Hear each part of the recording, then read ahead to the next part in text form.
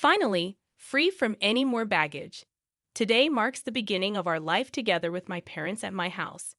However, as soon as my parents passed away, my husband, who had demolished our family home, dropped a bombshell on me. Standing in front of the now non-existent house, he declared, "What are you talking about? Have you lost your mind too? Come to our house with the inheritance. Quick." His words left me dumbfounded, and I couldn't help but burst into laughter. Ah, I see. That's what this was all about. Perplexed, my husband, Howard, and my in-laws looked at me incredulously. What? Why are you laughing? I revealed the truth to them. My name is Deborah Jackson.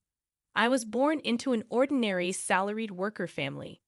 I married Howard at 29, raised 2 children, and now, at 55, I expected a quiet life with my husband. But life took an unexpected turn. I recounted the challenges of caring for my ailing parents, particularly my mother's battle with cancer. Despite my efforts, my husband's reaction to living with my sick mother was unexpected and less than supportive. I suggested living with my mother for her sake, but Howard was reluctant. His complaints about meals, cleaning, and laundry were hurtful. Despite the challenges, we moved to my family home to care for my mother, even though Howard's initial attitude remained unchanged. As time passed, my mother's health deteriorated, leading to her hospitalization and eventual passing. Despite the emotional turmoil, Howard's lack of support during the funeral preparations left me deeply disappointed. In times like these, one wishes for their spouse's support. However, Howard was off to the side with his parents, not helping with the funeral preparations. Even during the funeral, he remained at the back of the relatives section. "Howard, I wish you would sit in the family area." I couldn't help but wish for the support that never came. When I suggested that Howard should sit with me in the family area during my mother's funeral, he responded, "No, I'm fine here. I'm not a blood relative after all." His mother, who was listening, interjected, "He's your husband, but not your mother's son, right? Howard is my son, so he's an outsider. An outsider, that's right. Howard's parents are just us. Deborah should sit in the family area alone." Even his parents echoed the sentiment, stating that Howard should not be in the family area. While seating arrangements for family members may vary by region, in our area, it's customary for sons-in-law to sit in the family area. Predictably, with Howard not in the family area, distant relatives started whispering and speculating about our relationship. After the funeral, we returned home with my brother's family, children, Howard, and his parents. Despite their insensitive remarks, I thanked Howard's parents for coming and served them coffee. However, their callousness reached new heights when they casually remarked about the condolence money being tough on them, implying relief at the end of the financial burden with my mother's passing. Stunned by their words, I forced a smile and left the room. Overhearing Howard and his parents' conversation, I learned more about their true feelings. Howard complained about living with someone else, and his parents joined in mocking me. It wasn't the first time. They had always been disrespectful, even during our marriage. Reflecting on their lack of concern during my father's funeral and mother's death, I questioned Howard's behavior as a person. I realized that I had been overly considerate of him, feeling guilty for imposing the living arrangement. Angry and resentful, I silently listened to their laughter and chatter. Later, in a conversation between Howard and his parents, they openly disapproved of my defiance regarding my mother's belongings. When they tried to take my mother's bag, I firmly refused, stating my intention to distribute her keepsakes among family members later. This led to a heated argument, with Howard and his parents leaving angrily, labeling me an outsider. Despite explaining the situation to everyone, Howard didn't return home for some time. When he finally did, he surprised me by showing concern and suggesting a trip for me and the kids, even providing travel vouchers. Though unexpected, I couldn't help but feel a mix of emotions, including gratitude and confusion, at this unexpected gesture from Howard. I wonder if your father felt guilty. I said with a laugh as I decided to gratefully accept the travel vouchers from Howard. Well, I'll beat off then. Yeah, take your time. Since you're at it, stay over at the kids' places, Howard suggested. I can't be away that long, I replied. Just go. I'll relax at my parents' house. Don't worry about me, Howard said, sending me off with those words. Julia was happy to have me over. So before the trip, I visited Julia's and then Luke's homes, having been unable to visit while caring for my mother. I helped out a bit by making and freezing some meals for them. Mom, you don't get to relax at all, but thank you. It really helps. They both expressed gratitude for my home-cooked meals. This was all thanks to Howard's suggestion. Then came the long-awaited trip, and I spent a relaxing time at the hotel with my children. It seemed to heal much of the fatigue and sorrow from caregiving and losing my parents. I was away for nearly a week, but both kids returned to their homes with bright smiles. That was fun. We should thank Dad once in a while, Julia suggested. Really?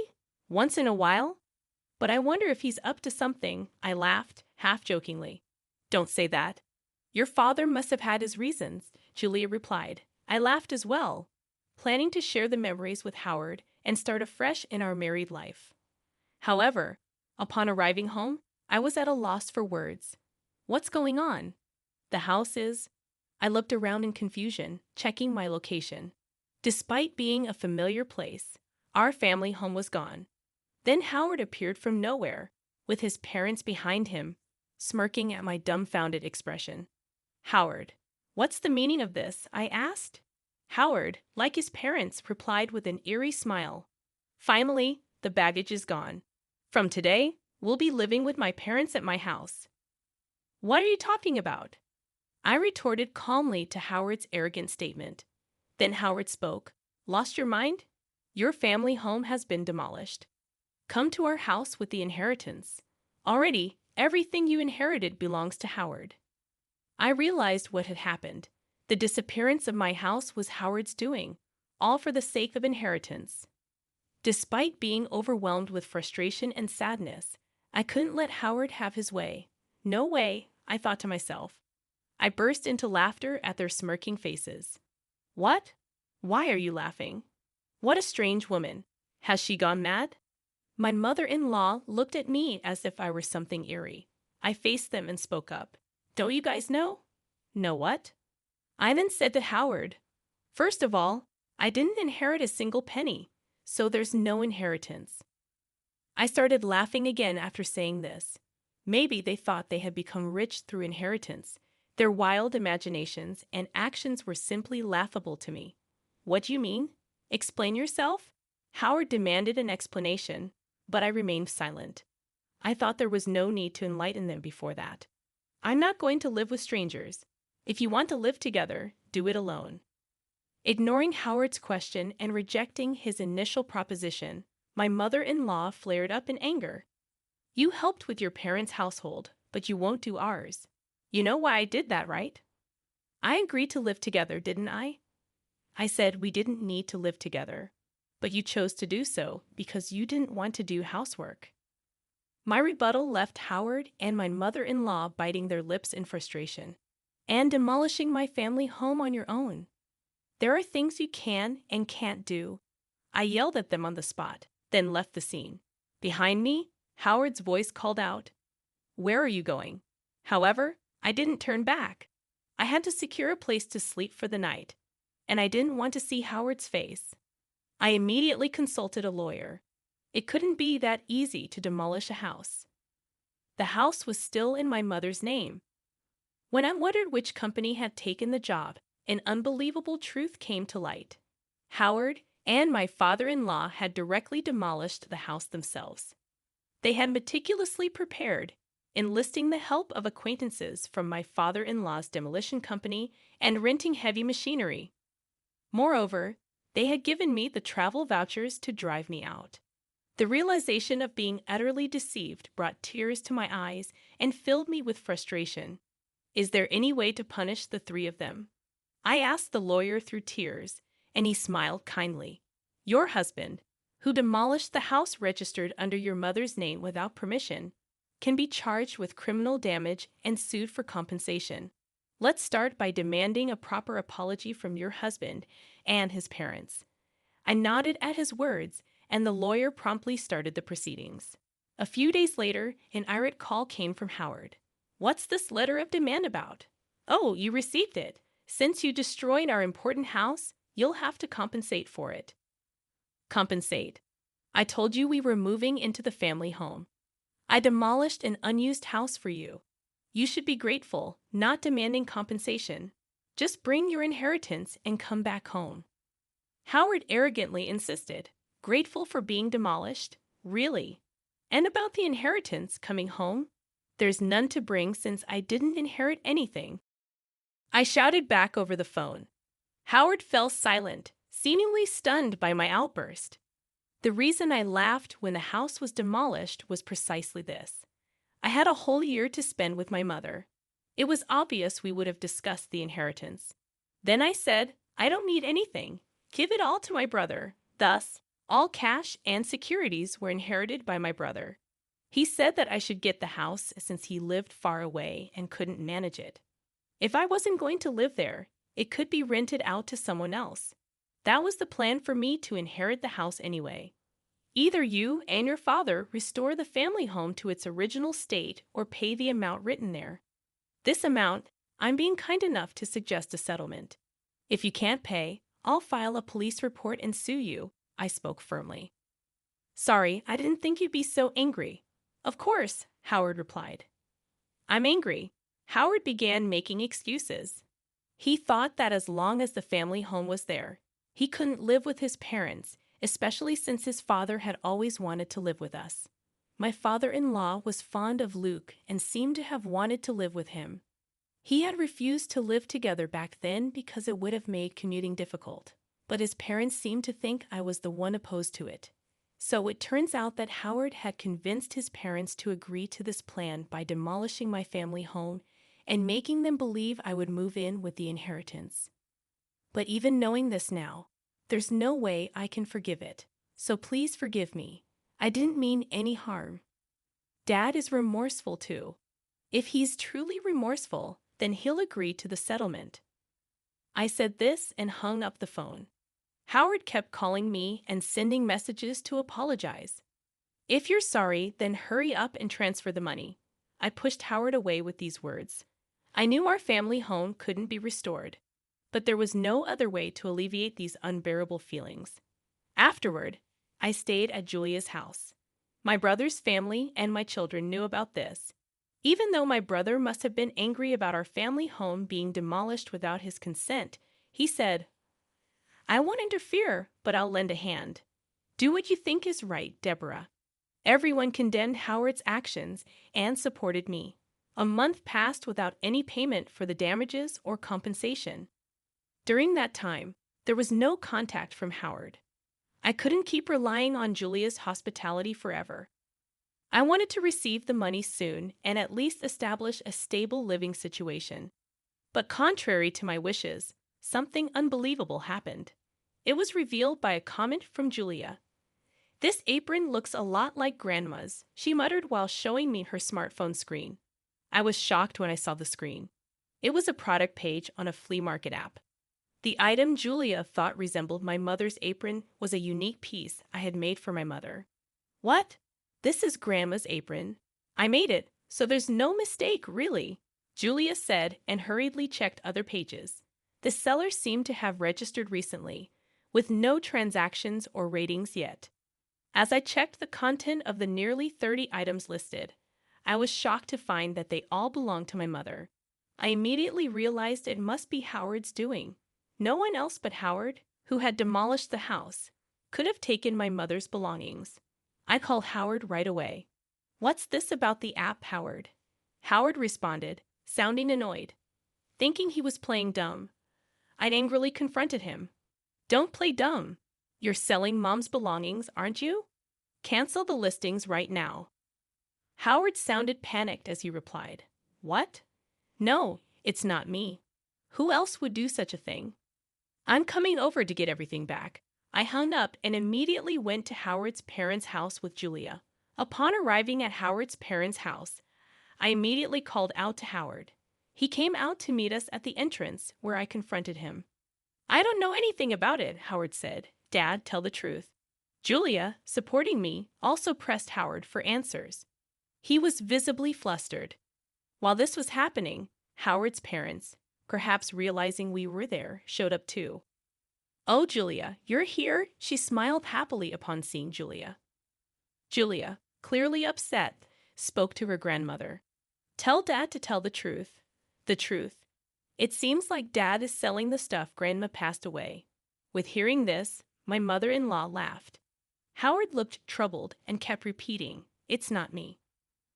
Then my mother-in-law spoke loudly. "Howard's selling them? That can't be true." But because I'm the one selling them, I felt the blood drain from my face at her words. Howard must have known. He looked at his mother with a "this is bad" expression. Julia was stunned, but my mother-in-law seemed cheerful. "What did you say? It's quite a task, you know. Packaging has to be done carefully, and the photos need to be taken well." She talked about the app as if it was a fun hobby, not realizing she was selling stolen items. I struggled to contain my anger. "Cancel the listing. That's not something Grandma can just sell." Julia, red-faced and teary-eyed, appealed to her grandmother, but my mother-in-law seemed displeased. "What's the big deal? I found a fun hobby. I use what I can, and the rest makes a nice little income. It's good for preventing dementia after all. I'm the only grandma left. And Julia, you want me to stay healthy and live long, right?" My mother-in-law said this nonchalantly. It was clear she wouldn't listen to our pleas. But if talking won't work, we'll have to take action. "Let's go home, Julia." "But it's okay." I left the house, dragging Julia with me. And so I rushed to the police station. I had not planned to file a report about the house being demolished, but theft was a different matter altogether. When I reported the theft and unauthorized sale of my mother's belongings to the police, they promptly took action. The flea market app company cooperated, and my mother-in-law's account was suspended. This ensured that no more items would be sold. On my way back from the police station, I called Howard. "I had your mother's account suspended. You knew about this, didn't you? You're complicit." "No, I've filed a police report. Please cooperate with the investigation." Howard became frantic at my words. "What? We're family, aren't we? Please withdraw it. Strangers, right? I still haven't received any compensation or damages for the house being demolished, and I see no remorse from you." I was angry, and Howard was at a loss for words. But I am not heartless. Despite everything, I had shared a life with Howard for a long time. Sighing, I realized that there might still be a long road ahead to resolve all these issues. I said, "I'll wait for the money, but I won't forgive the theft. Everything must be returned. And Howard, your father looked very ill. Has he been to the hospital?" "What? I'm not heartless, so I'm just letting you know." I said this and hung up the phone. I had seen my father-in-law earlier, and he hadn't spoken much. He was much thinner than when I last saw him a few months ago, and his face was pasty and unnaturally dark. It was clear that he was not in good health, but I doubted that the family had noticed. My mother-in-law was nonchalantly trying to sell stolen items, and Howard was only bold towards me. That parent and child simply lacked any sense of consideration for others. The next day, my father-in-law called me. I thought he might thank me, but it was the exact opposite. "You're treating me like a sick person, planning to dump me in a hospital to get rid of me, huh? I have to protect Howard and your mother from you. I'm not going to any hospital," he scolded. I was concerned for him, yet this was how he responded. "I apologize if it was out of line. I was just concerned, H. I'm not weak and short-lived like your parents. Don't patronize me." I was angry at his words, but a few days later, he apparently felt unwell and went to the hospital. The diagnosis was terminal cancer. Howard called me in a panic. "Dad has terminal cancer. What should I do?" I snorted. "That's none of my concern." Remember what you said when I suggested the hospital. You said you're not weak and short-lived like my parents. Deal with it yourself. How can you be so heartless? Who's the heartless one? Did you ever say a kind word when my mother was sick? Reflect on your own actions. I said this and ended the call.